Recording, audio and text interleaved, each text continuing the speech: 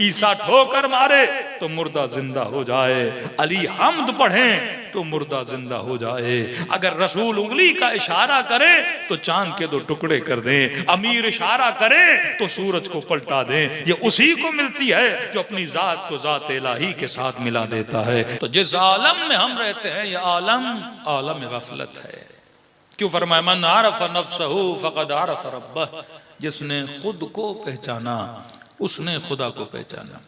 तो पहले तो अपनी नस्लों को ये डिफाइन करो कि लाल दो चीजें हैं, एक है जिस्म, एक है रूह। अब ये हकीकत है कि रूह हमें नजर नहीं आती।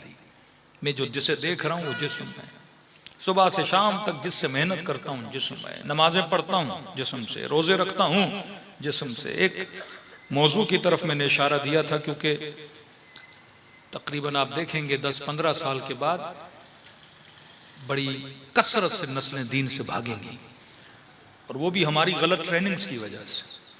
जिस तरह से हमने दीन अपनी नस्लों तक पहुंचाया वो गलत रविश थी। अभी रविश आपको बदलनी होगी, वो रविश लॉजिकल रविश है। हमारे यहाँ अक्सर हमारी नस्लें तकलीदी हैं। बाप नमाजी बेटा नमाजी, बाप हाजी बेटा हाजी, मतलब जो बाप करता गया वो बाप को देख के दोहराता गया। अब वो जमाना नहीं रहा कि आपकी नस्लें आपको देख के करें। अब पूछती हैं नमाज क्यों पढ़ें, रोजा क्यों रखें, असलन मजलिस में क्यों जाएं, 1 घंटा मजलिस में क्या करने जा रहे हैं, इस मजलिस से उस मरहुमा को क्या मिलेगा, क्या ये मजलिस मरहुमा के लिए है या मेरे लिए है। मजलिस के मल्टीपल इफेक्ट्स हैं। एक इफेक्ट तो मरहुमा के लिए है या मरहूम के लिए है, वो भी मजलिस की वजह से नहीं, क्योंकि मजलिस या बेटा करा रहा है या बेटी करा रही है या फैमिली करा रही है, तो सवाब किसे मिलेगा, नस्ल को मिलेगा, क्योंकि ये अमल नस्ल का अमल है, मरहूम का अमल नहीं है। मरहूम ने तो वो अमल किए जो जिंदगी में किए, वो चला गया। अब मजलिस करा कौन रहा है, बेटा कराएगा, भांजा कराएगा, भतीजा कराएगा, कोई रिश्तेदार कराएगा, कोई दोस्त कराएगा, तो ये अमल किसका है, उसका अमल है। अब क्योंकि उसकी याद में करा रहा है, उसकी जजा उसको मिलती है। तब यकीनन वो इतना अच्छा था कि उसकी याद में जिक्र हुसैन कराया जा रहा है। या उसने ऐसी तरबियत की कि जिसकी तरबियत के नतीजे में ये जिक्र हुसैन करा रहा है। क्यों कहा, अगर औलाद की अच्छी तरबियत नहीं की, वो गुनाह भी करता है तो उसकी सजा उसके माँ बाप को मिलती है, क्योंकि तरबियत थी। आपने बच्चे के हाथ में छुरी दी पर उसे बताया नहीं कि छुरी के नुकसानात क्या हैं। आपने किसी के हाथ में गन दी पर उसे बताया नहीं। दुनिया की हर चीज 2 काम करती है। एक ही छुरी है, वो सब्जी भी काटती है, किसी का गला भी काट सकती है। एक ही पिस्टल है, जान भी बचा सकते हो, किसी की जान ले भी सकते हो।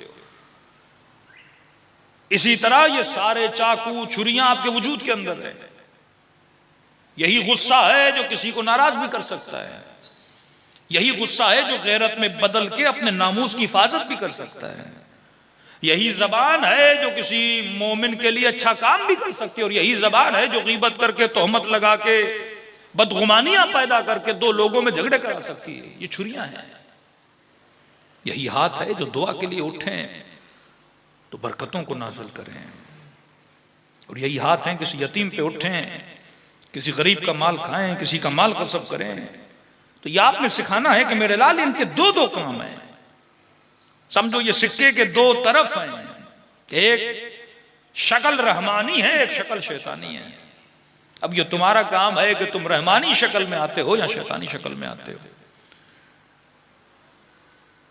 तो इथियस लोग जो सबसे बड़ा इस वक्त शुबा उठा रहे हैं आपकी नस्लों के लिए, वो कहते हैं कि ये मजलिसों में मौलवी आके खाली पुलाव बताते हैं। हाँ? नमाज पढ़ो हूरे मिलेंगी, रोजे रखो जन्नत मिलेगी, शहद की नहरें, दूध की नहरें, बागो बागा का ये खाली पुलाव बता बता के